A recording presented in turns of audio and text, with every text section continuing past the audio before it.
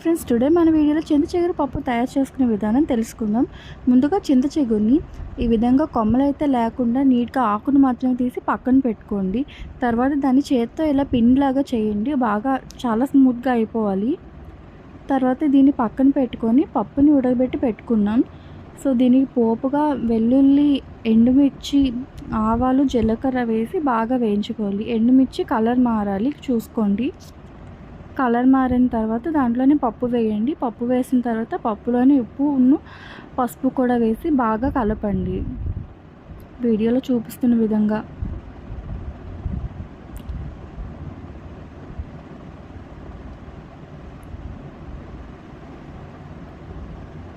బాగా కలిపిన తర్వాత దీనిలోనే చింత చిగురు కూడా వేసి మళ్ళీ కొంచెం కలపండి.